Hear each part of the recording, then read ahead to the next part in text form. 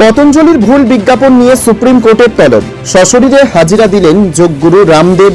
গত বছরের নভেম্বরে পতঞ্জলিকে বিভিন্ন রোগের প্রতিকার হিসেবে নিজেদের ওষুধ সম্পর্কে বিভ্রান্তিকর এবং মিথ্যে প্রচার করার বিষয়ে সতর্ক করেছিল শীর্ষ আদালত।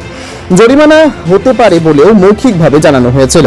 পতঞ্জলি সংস্থার ভুল বিজ্ঞাপন নিয়ে সুপ্রিম কোর্টের তলবে মঙ্গলবার হাজিরা দিলেন যোগগুরু রামদেব। গত মঙ্গলবারই পতঞ্জলির এই বিজ্ঞাপন সংক্রান্ত মামলায় রামদেব এবং তার সহযোগী আচার্য বালকৃষ্ণকে তলব করেছিল শীর্ষ আদালত। আদালত অবমাননা সংক্রান্ত একটি অভিযোগের প্রেক্ষিতে রামদেবের সংস্থা পতঞ্জলিকে নোটিশ দিয়ে কৈফিয়ত তলব করেছিল সুপ্রিম কোর্ট, কিন্তু সেই নোটিশের কোনো জবাব না মেলায় ক্ষুব্ধ হয় আদালত। মঙ্গলবার বিচারপতি হিমা কোহলি এবং বিচারপতি হাসানুদ্দিন আমুন্নুলার বেঞ্চ রামদেব এবং বালকৃষ্ণকে আদালতে হাজিরা দেওয়ার নির্দেশ দেয়। জানায় যে 2রা এপ্রিল আদালতে হাজিরা দিতে হবে রামদেব এবং বালকৃষ্ণকে। এরপরেই সেই নির্দেশ মেনে মঙ্গলবার সুপ্রিম কোর্টে সশরীরে হাজিরা দিলেন যোগগুরু রামদেব। গত বছরের নভেম্বরে পতঞ্জলিকে বিভিন্ন রোগের প্রতিকার হিসেবে নিজেদের ওষুধ সম্পর্কে বিভ্রান্তিকর এবং মিথ্যে প্রচার করার বিষয়ে সতর্ক করেছিল শীর্ষ আদালত। জরিমানা হতে পারে বলেও মৌখিকভাবে জানানো হয়েছিল। ফেব্রুয়ারি মাসে সেই মামলাতেই কেন্দ্রের সমালোচনা করে সুপ্রিম কোর্ট। ফেব্রুয়ারি মাসে মামলার শুনানি চলাকালীন সুপ্রিম কোর্টের পর্যবেক্ষণ ছিল এই ধরনের বিজ্ঞাপনের মাধ্যমে গোটা দেশকে বিভ্রান্ত করা হচ্ছে। শীর্ষ আদালতের মন্তব্য, সরকার চোখ বন্ধ করে বসে আছে। এটা খুবই দুর্ভাগ্যজনক। সরকারকে অবিলম্বে ব্যবস্থা নিতে হবে। রামদেবের সংস্থার বিরুদ্ধে মামলা করেছিল ইন্ডিয়ান মেডিকেল অ্যাসোসিয়েশন। আইএম এর অভিযোগ ছিল পতঞ্জলির বেশ কয়েকটি বিজ্ঞাপনে অ্যালোপ্যাথি চিকিৎসা এবং চিকিৎসককে অসম্মান করা হয়েছে। বিজ্ঞাপনের মাধ্যমে সাধারণ জনগণকে বিভ্রান্ত করার অভিযোগও আনা হয়েছিল।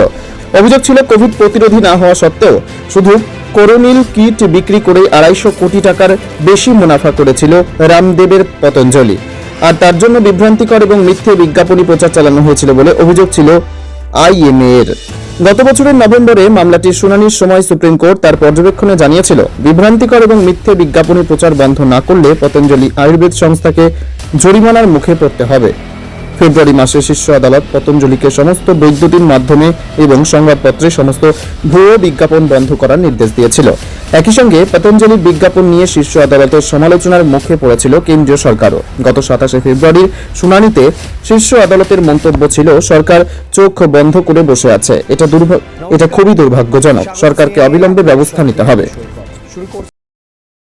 Only 50 meters from Palpara railway station and 1.5 kilometer from National Highway, Palishuri Supermarket Complex, the largest market complex in Nadia district. 1, 2, 3, 4 BHK flats starting from 11.99 lakhs. Instant bank loan. Book now. পতঞ্জলির ভুল বিজ্ঞাপন নিয়ে supreme কোর্টের তলব। সশরীরে হাজিরা দিলেন যোগগুরু রামদেব। গত বছরের নভেম্বরে পতঞ্জলিকে বিভিন্ন রোগের প্রতিকার হিসেবে নিজেদের ওষুধ সম্পর্কে বিভ্রান্তিকর এবং মিথ্যে প্রচার করার বিষয়ে সতর্ক করেছিল শীর্ষ আদালত। জরিমানা হতে পারে বলেও মৌখিকভাবে জানানো হয়েছিল। পতঞ্জলি সংস্থার ভুল বিজ্ঞাপন নিয়ে সুপ্রিম কোর্টের তলবে মঙ্গলবার হাজিরা দিলেন যোগগুরু রামদেব। গত মঙ্গলবারই পতঞ্জলির এই বিজ্ঞাপন সংক্রান্ত মামলায় রামদেব এবং তার সহযোগী আচার্য বালকৃষ্ণকে তলব করেছিল শীর্ষ আদালত।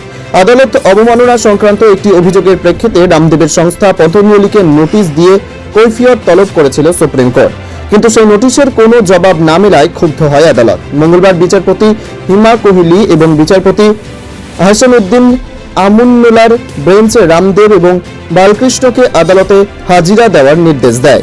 জানায় যে 2রা এপ্রিল আদালতে হাজিরা দিতে হবে রামদেব এবং বালকৃষ্ণকে।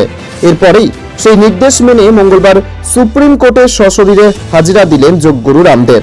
গত বছরের নভেম্বরে পতঞ্জলিকে বিভিন্ন রোগের প্রতিকার হিসেবে নিজেদের ওষুধ সম্পর্কে বিভ্রান্তিকর এবং মিথ্যে প্রচার করার বিষয়ে সতর্ক করেছিল শীর্ষ আদালত। জরিমানা হতে পারে বলেও মৌখিকভাবে জানানো হয়েছিল। ফেব্রুয়ারি মাসে সেই মামলাতেই কেন্দ্রের সমালোচনা করে সুপ্রিম কোর্ট।